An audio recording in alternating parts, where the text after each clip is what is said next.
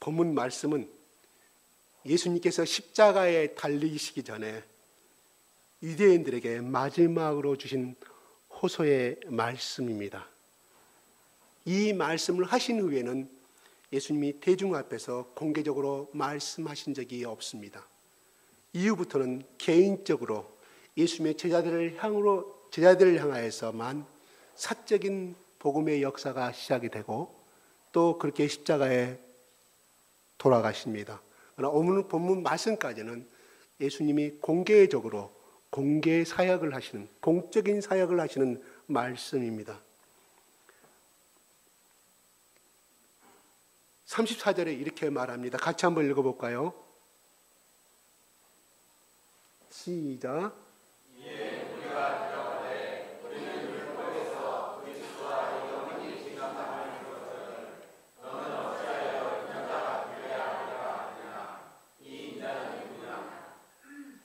너는 스스로 그리스도라고 말하지 않느냐?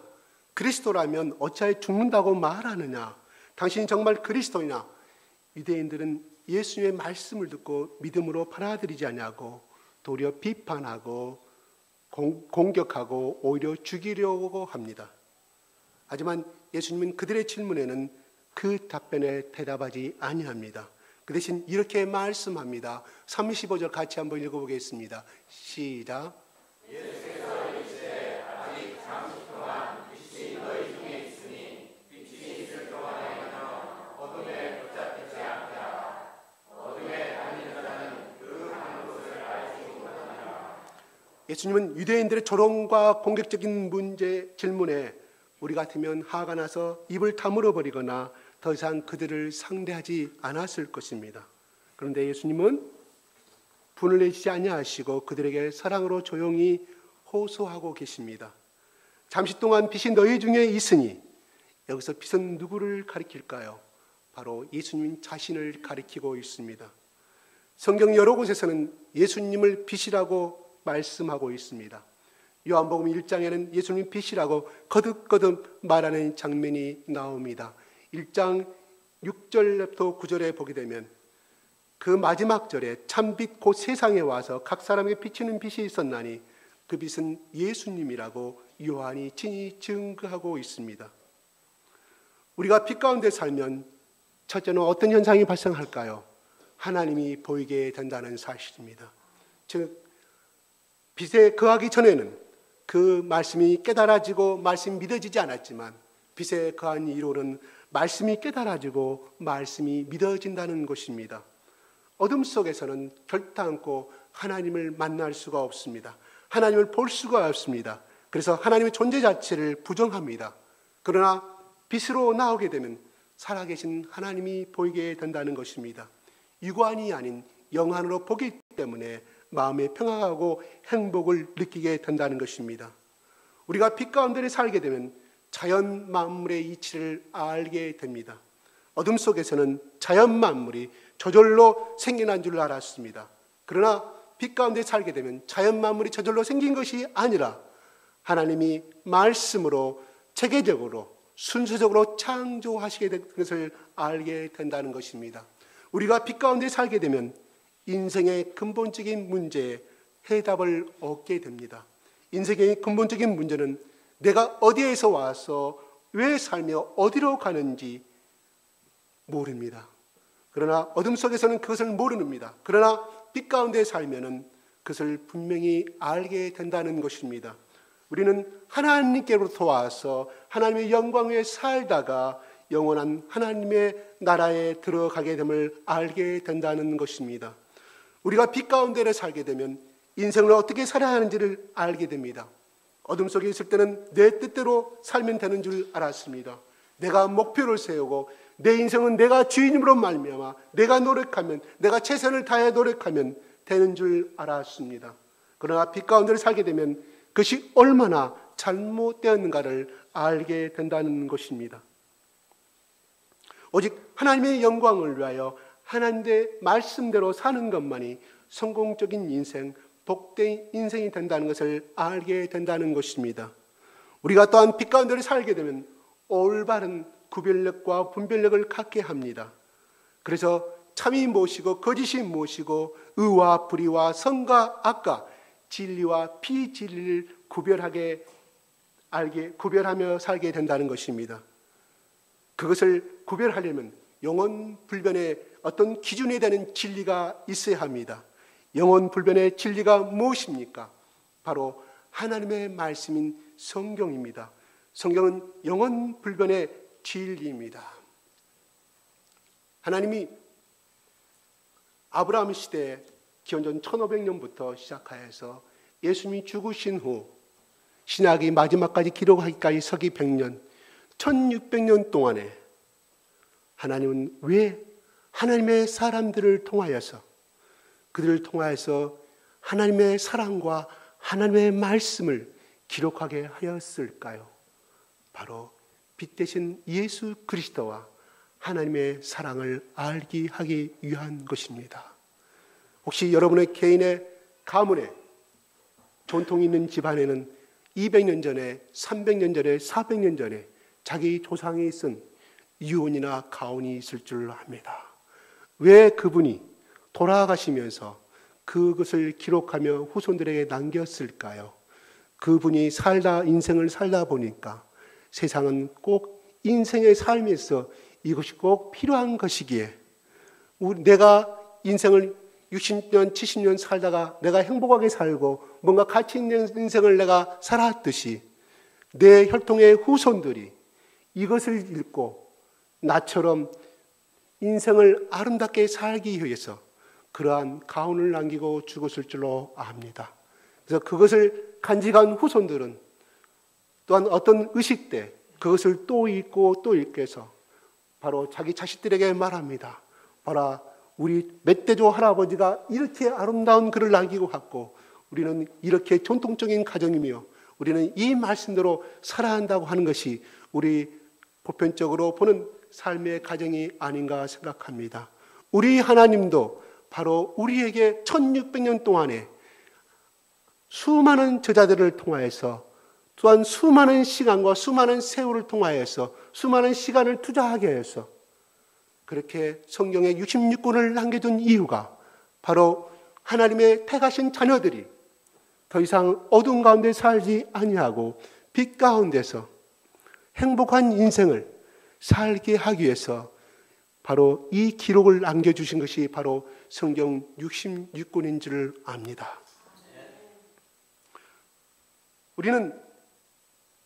우리에게는 빛 가운데 사는 축복된 기회를 가졌습니다. 그래서 우리가 지금 잡은 기회를 허비해서는 안 된다는 것입니다. 빛이 되신 예수님을 믿는 믿음 안에서 선을 추구하고 예수님의 이름이 욕먹이지 않는 삶을 사는 것이 복된 삶인 줄 압니다. 그러므로 저와 여러분이 믿는 예수님을 끝까지 잘 믿어서 축복된 삶을 사는 성도들이 되시기를 예수님의 이름으로 축복합니다. 예수님은 35절에 계속해서 말씀합니다. 35절 같이 읽어보겠습니다. 시작.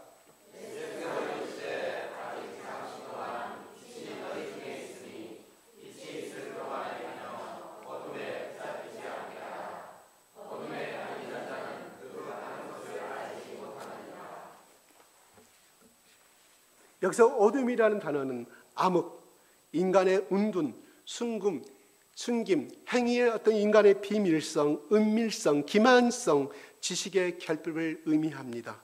즉 어둠은 비적인 의미로서 인간의 생활 방식과 행동 방식을 묘사하는 데 사용되고 있습니다. 예수를 믿는 우리가 예수님의 말씀을 벗어나서 마음이나 생각이 믿음을 떠나는 행위를 말하는 것이 어둠이라고 표현하고 있습니다.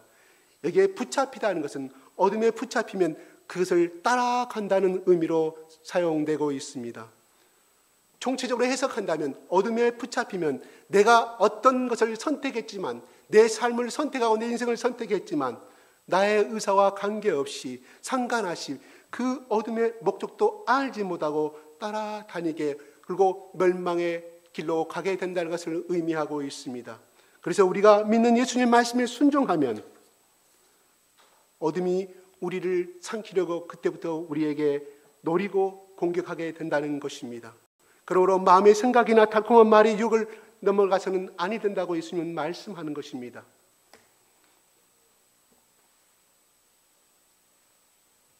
우리가 흔히들 매스컴에 자주 나오는 보이시피싱이 나옵니다. 보이시피싱에 당하면 어떻습니까? 비록 돈만 사기당하고 맙니다. 그러나 마귀에 속는 것은 우리의 영혼의 문제와 우리 삶의 문제와 깊은 관련이 있습니다. 우리 생명과도 관련이 있게 됩니다. 그래서 어둠에 붙잡히지 않기 위해서는 나쁜 생각이나 주변의 점쟁이의 말이나 다른 종교를 믿자고 유혹하는 일에 대해서 단호하게 우리는 예수 그리스도의 말씀으로 대처하고 우리는 거기에 이기는 승리의 쾌감을 맛보아야 한다는 것입니다. 빛과 어둠은 결코 함께 거할 수가 없습니다. 이것은 예수님의 말씀이고 하나님의 말씀의 진리입니다. 그래서 예수님께서 어둠에 붙잡히지 않도록 하라고 말씀하고 있습니다. 그러므로 우리는 언제나 어둠의 세력이 틈타지 못하도록 말씀으로 무장하고 기도로 무장해야 한다는 것입니다. 빛이 있을 동안에 다녀서 어둠에 붙잡히지 않게 하라고 하시는 이 말씀은 예수 믿지 않으면 어둠에 붙잡히게 된다는 말입니다. 어둠에 붙잡히면 그 가는 것을 결코 알지 못하는 인생이 되고 파멸의 인생이 된다고 예수님은 유대인들에게 호소하고 있습니다. 분별력이 없어 넘어지고 자빠지다가 결국은 영원한 파멸에 이를 것입니다. 영원한 파멸은 무엇을 의미합니까? 지옥의 불에 떨어진 것을 의미하고 있습니다. 그래서 우리는 믿지 않는 이웃에게 끊임없이 예수님을 소개하며 우리에게 주신 믿음으로 어둠을 대적하고 끝까지 신앙을 지키는 성도들이 되시기를 예수님 이름으로 축복합니다. 예수님은 유대인들에게 마지막으로 간절히 호소하십니다. 36절 같이 한번 읽어보겠습니다. 시작. 너희에게 아직 빛이 있을 동안에 빛을 믿어라. 그리하면 빛의 아들이 되리라. 예수께서 말씀하시고 그들을 따라서 부르시니라. 네. 제가 대입하겠습니다. 너희에게 아직 예수 그리스도가 있을 동안에 예수를 믿으라. 그리하면 하나님의 아들이 되리라. 이렇게 대입하시면 여러분 속에 깊이 의미 새겨질 거라고 생각이 들어갑니다. 요한일서 5장에는 이렇게 말합니다. 같이 한번 읽어볼까요? 시작. 우리가 그에게서 듣고 너희에게 전하는 소식은 이것이지 곧 하나님은 빛이시라 그에게는 어둠이 조금도 없으시다는 것이라. 네, 하나님께서 빛이라고 설명하고 있습니다. 죄인이 예수를 믿으면, 빛을 믿으면, 예수를 믿으면 하나님의 아들, 빛의 아들이 된다는 예수님의 약속입니다. 그리스도인은 빛의 아들이라고 해서 빛 자체는 결코 아니라는 것입니다. 하나님 예수님만이 그 빛 자체입니다. 다만 그리스도는 빛을 받아서 반사하는 사람일 뿐입니다. 마태복음 5장 16절은 또 이렇게 말씀하고 있습니다. 같이 한번 읽어보겠습니다. 시작.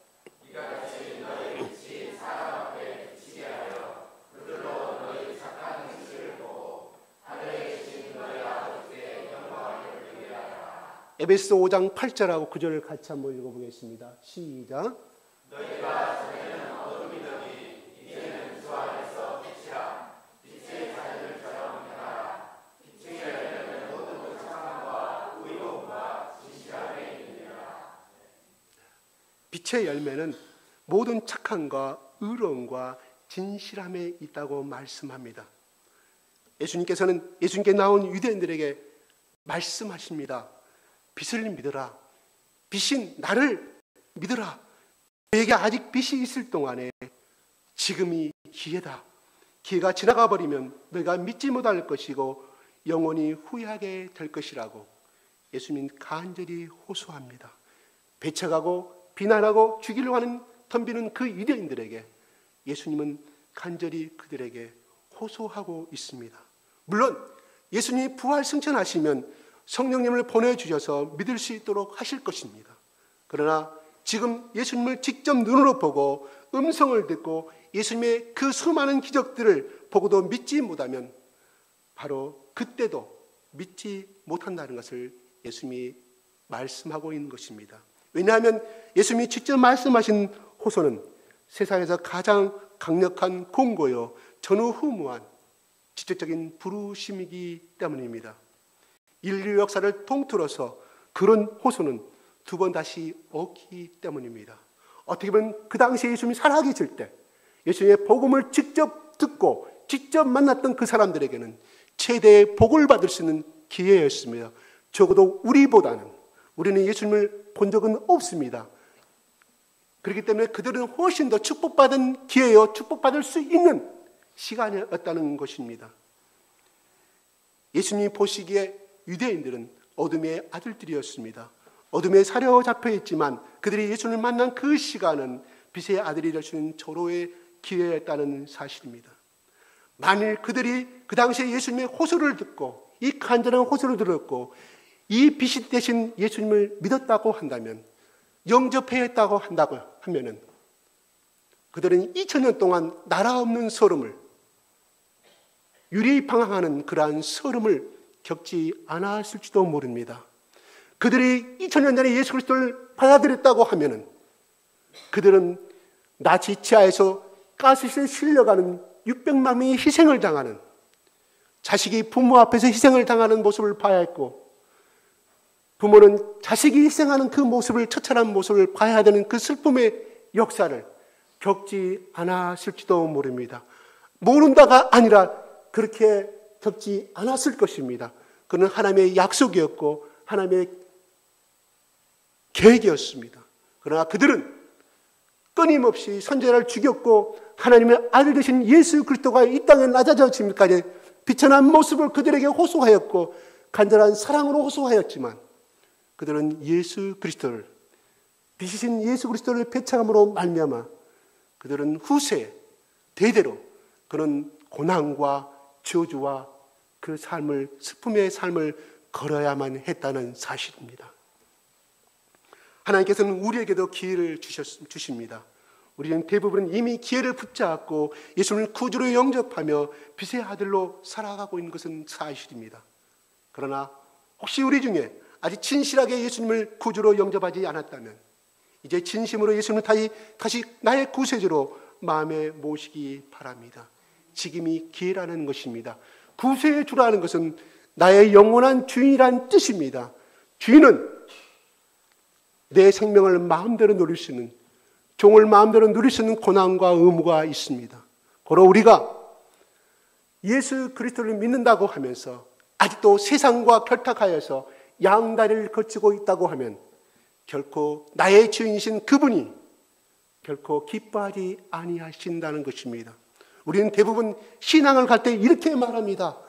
신앙은 적당히 내 인격의 수양을 위해서, 내 어떤 삶을 위해서 적당히 믿는 것이지 너처럼 예수께 미쳐서 다니는 것이 아니라고 말하는 것이 보편적인, 예수를 믿으면서도 그렇게 말을 많이 하고 참된 예수를 많이 알지 못하는 세상 사람들도 그렇게 우리를 적당히 회의하는 것을 여러분이 많이 들었을 것입니다. 너처럼 예수에 미쳐서 다니는 것이 아니라고 하는 사람은, 그 말을 여러 번 들었던 사람은 어떻게 보면 세상의 그 영에 사로잡힌 사람을 통하여서 너는 빛의 자녀임을 역설적으로 인정받는 것이 될 것입니다. 그러나 아직도 그 말씀을 한 번도 들어보지 아니한 사람은 내 마음속에 아직도 예수를 믿되 그저 인격적인 예수, 그냥 좋으신 예수, 공자와 비슷한 예수로 믿고 있지 않을까 생각하여 봅니다. 어제 우리가 아름다운 신랑과 신부의 결혼식을 봤습니다. 또한 일주일 전에도 그런 아름다운 신랑과 신부를 보았습니다. 우리에게는 내 아내와 내 남편이 있다는 사실입니다. 중요한 것은 한 가정이 아름답게 그 행복을 이루어지기 위해서는, 또한 내 자녀들이 행복한 삶을 내가 전달해 주기 위해서는 아내는 남편만을 사랑해야 될 것이며 남편은 아내만을 사랑해야 할 것입니다. 만약에 부부 중에 한 사람이 이상한 짓거리를 하고 있다고 하면 결코 그 가정은, 가정의 불화가 끊이지 아니할 것이며 그것을 바라보는 자녀들은 결코 행복한 인생을 누릴 수가 없다는 사실입니다. 바로 마찬가지입니다. 우리는 예수님이 나의 신랑이고 예수님이 나의 우리는 신부입니다. 예수님이 신랑이 나를 바라봤을 때 영원한 신랑 대신 예수님만을 섬기고 살아가는 것이, 예수님이 신랑 대신 예수님 나를 바라봤을 때 아름다운 신부요 행복한 나의 아내로 받아들이지만, 내 속에 또 다른 신이 있고 또 다른 세상 것을 추구한다고 하면 신랑은 결코 그 신부를 가만두지 아니할 것입니다. 내가 진정 이 시간에 내가 빛의 자신 예수 그리스도를 믿고 살아간다고 하면, 물론 때로는 내 마음속에 슬픔과 살아보는 어려움이 있던 것은 사실입니다. 빛의 자신 예수 그리스도의 다른 신을 또 믿고 다른 세상 것을 섬긴다고 살아가고 있다고 하면 하나님은 결단코 그 사람을 기뻐하지 아니하신다는 사실입니다.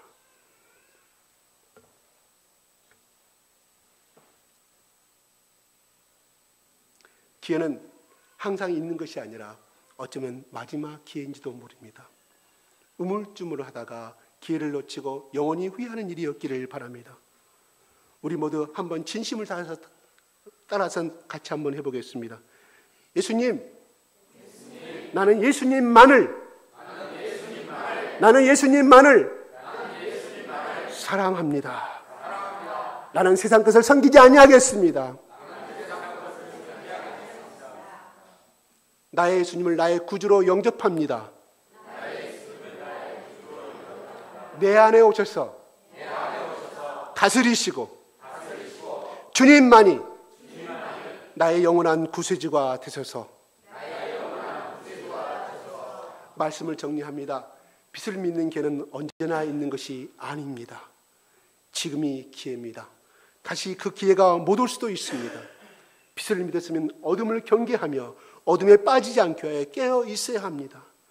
또한 예수께서 마지막 군중들을 향한 호소가 빛을 믿으라는 호소입니다.